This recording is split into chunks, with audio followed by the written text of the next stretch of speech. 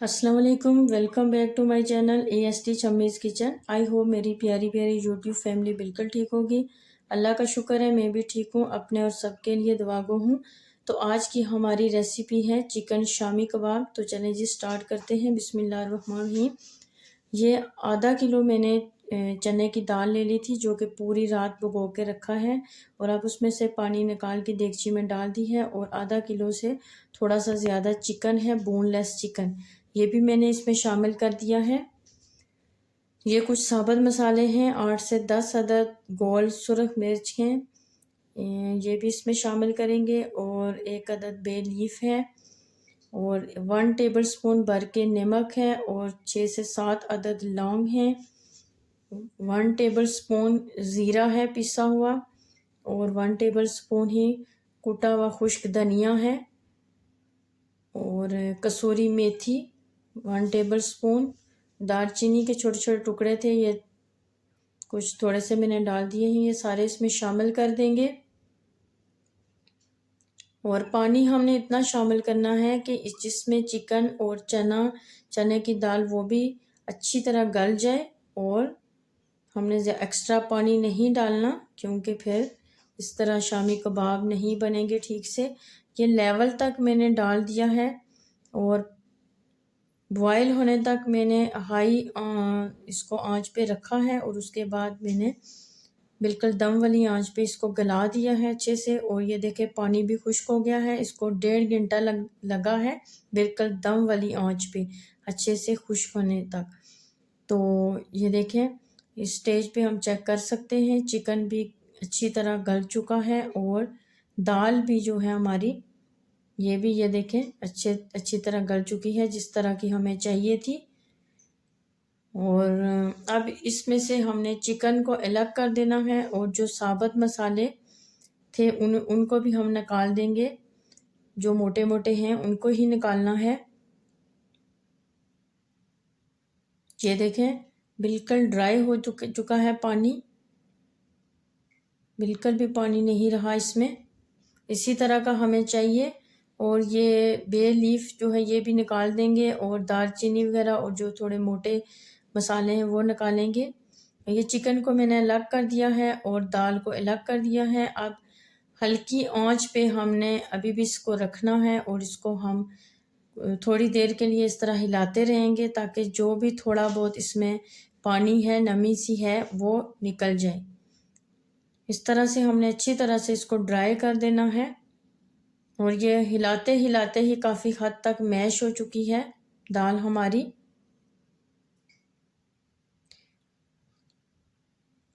और गिलास की मदद से मैंने चिकन को भी मैश कर दिया है। इसको भी बहुत ज़्यादा हमने नहीं करना, इसको चॉप नहीं करना चिकन को। और दाल को आप चाहें तो चॉपर में चॉप भी कर सकते हैं। और अगर इसी तरह जैसे मैं कर रही हूँ सिंपल तरीके से, अगर आप गिलास की मदद से भी उसको मैश करना चाहें तो कर सकते हैं, या कोई भी मैशर वगैरह हो तो उससे भी कर सकते हैं। अब 1 अदद मैंने प्याज लिया है मीडियम साइज, उसको भी मैंने चॉप कर दिया है। हमेशा चॉप करके इसमें यूज़ करें, क्योंकि मोटा मोटा फिर हमारी जो शामी कबाब की टिक्की है वो ठीक से नहीं बनेगी।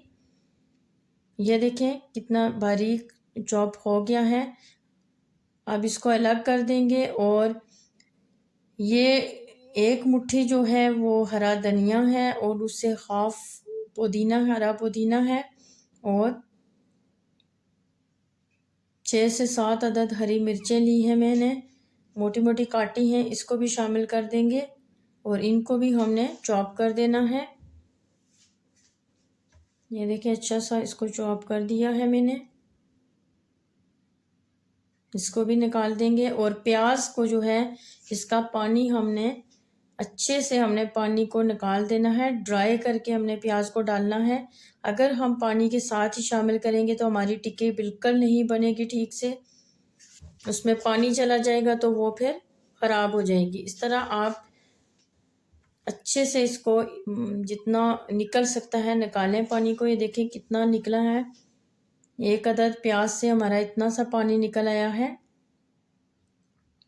ये नहीं जाना चाहिए, इसको हम अलग कर देंगे और ड्राई प्याज को हम शामिल कर देंगे और बाकी भी जो हरी मिर्च वगैरह है उसको भी शामिल कर देंगे। इस पॉइंट पे नमक को हम टेस्ट कर सकते हैं। नमक मिर्च थोड़ा सा मैंने और शामिल किया है, पहले 1 टेबलस्पून भर के शामिल किया था। और लाल कुटी मिर्च वो भी मैंने 1 टेबलस्पून भर के डाली है। और हरी मिर्चें भी हैं, और हमने जो ब्लैक पेपर है, मिर्च है पिसे हुआ पाउडर, वो भी शामिल करना है। इसको अच्छे से मसल लेना है हाथों की मदद से। अगर मसलने हो तो मसलें, नहीं तो किसी भी मैशर से आप अच्छे से इसको मैश करेंगे। दाल को अच्छे से मैश होना चाहिए। जब दाल अच्छे से मैश हो जाएगी तो फिर उसके बाद हमने चिकन को शामिल करना है। इसमें कोई भी साबुत नहीं रहनी चाहिए दाल। अब 1 अदद हमने अंडा शामिल कर दिया है, और जो चिकन अलग किया था इसको भी मैंने मैश कर दिया है। और आप मज़ीद हम जब मिक्स करेंगे तो इसका एक एक रेशा जो है वो अलग हो जाएगा, और अच्छे से जिस तरह हमें चाहिए उस तरह हमें मिल जाएगा। ये हमेशा याद रखें कि अगर आप चिकन शामी कबाब बना रहे हैं तो इसको अगर चॉपर में भी बना रहे हैं तो सिर्फ दाल को आप लोग उसमें करें। आप लोग जो है ये चिकन को उसमें शामिल नहीं करें, इस तरह अच्छे से रेशे नहीं बनेंगे। और इस तरह करके बहुत अच्छी बाइंडिंग भी हो जाती है। चिकन अगर इस तरह रेशेदार होगा और अच्छे से हमारे कबाब बन के तैयार हो जाएंगे। आप अच्छे से इसको मिक्स करना है। अगर आपको मेरी रेसिपी अच्छी लग रही है तो प्लीज़ मेरे चैनल को सब्सक्राइब कर दें, लाइक एंड शेयर कर दें। अगर अभी तक मेरे चैनल को सब्सक्राइब नहीं किया तो प्लीज़ कर दें। आपका थोड़ा सा टाइम लगेगा, लेकिन मेरी हौसला अफजाई हो जाएगी, और इंशाल्लाह मज़ीद रेसिपीज़ लेके आऊँगी और सबसे पहले आप तक ही पहुँचेंगी। बेल बटन को भी प्रेस कर दें। ये देखें, बिल्कुल हाथ के साथ नहीं जुड़ रहा। और अगर इस स्टेज पे अगर आपका ढीला हो जाता है, टिक्की अच्छे से नहीं बनती, तो इस स्टेज पे आप बेसन को ड्राई फ्राई थोड़ी सी देर के लिए उसको ड्राई फ्राई करके जब उसमें खुशबू आने लगे, कच्चापन दूर हो जाए, तो वो भी इसमें शामिल कर सकते हैं।